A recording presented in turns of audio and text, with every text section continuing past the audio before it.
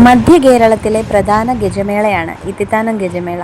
ചങ്ങനാശ്ശേരി താലൂക്കിൽ ഇത്തിത്താനത്ത് സ്ഥിതി ചെയ്യുന്ന പുരാതന ദേവീക്ഷേത്രമായ ഇത്തിത്താനം ഇളങ്കാവ് ദേവീക്ഷേത്രത്തിലാണ് ഈ മഹാമേള നടക്കുന്നത്. നെറ്റിപ്പട്ടം തുടങ്ങിയ ആടയാഭരണങ്ങളൊന്നും തന്നെ ഇല്ലാതെ ആനകളെ അണിനിരത്തുന്ന ഗജമേള എന്നൊരു പ്രത്യേകതയും ഇതിനുണ്ട്. 9ാം ഉത്സവത്തിനാണ് ഗജമേള നടത്തുന്നത്. ഗജസ്നേഹികളെ ആകർഷിക്കുന്ന ഗജസംഗമം കാണാൻ നിരവധി ആൾക്കാർ ക്ഷേത്രത്തിൽ എത്താറുണ്ട്. ഗജരത്നം കിട്ടിയ ആനയെ കൂടാതെ പൊക്കമേറിയ ആനയെയും തിരഞ്ഞെടുക്കുന്നു. ഈ ആനയാണ് അന്നത്തെ കാഴ്ചബലിക്കും ശ്രീഭൂതബലിക്കും വിളക്കിനും എഴുന്നള്ളിക്കുന്നത്.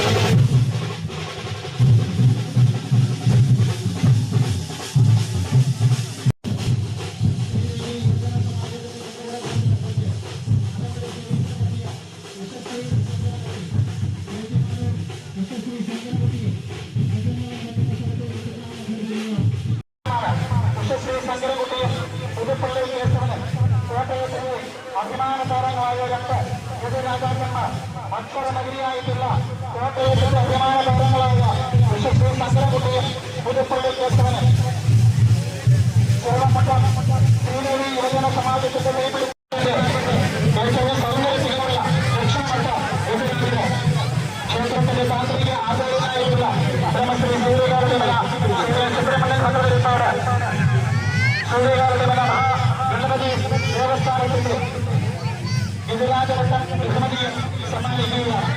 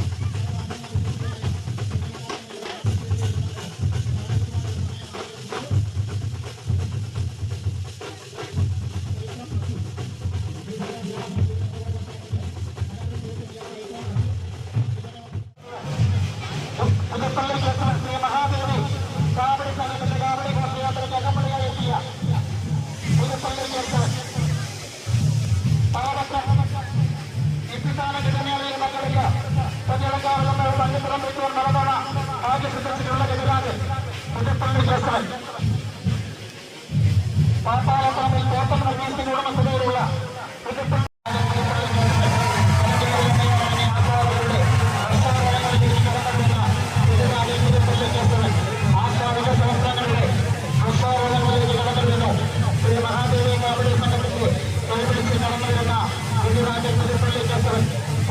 കാമ്പളപ്പാടൽ കാത്തലവജയത്തിന്റെ ഉടമസ്ഥതയിൽ കുന്നന്താനം മനോജ് കൈവിളിച്ച് നടത്തുന്ന പുതുപ്പള്ളി കേശവൻ എന്ന ഗജരാജൻ 2026 ഇത്തിത്താനം ഗജമേളയുടെ ഭാഗമായിരുന്നു.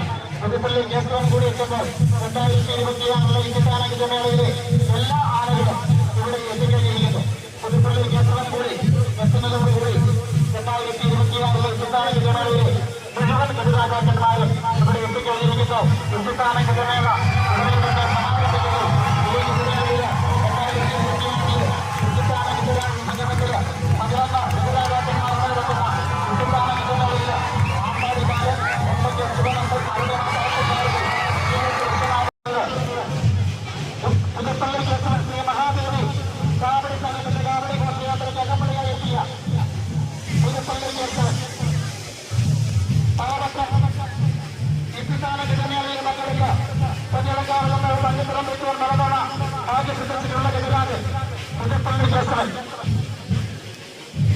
പാപ്പാളപ്പറമ്പിൽ തോട്ടം നിർമ്മിക്കുന്ന ഉടമസ്ഥതയിലുള്ള പുതുപ്പള്ളി കേശവൻ എന്ന ഗജരാജൻ ശ്രീ മഹാദേവി കാവടി സംഘത്തിന്റെ കൈപിടിച്ചുകൊണ്ട് പുതുപ്പള്ളി കേശവൻ 2026 ഇത്തിത്താനം ഗജമേളയിലേക്ക് ഇളങ്കാവിലമ്മയെ ഇറങ്ങി ആശാമ്പൂട്ടൂരിലേക്ക്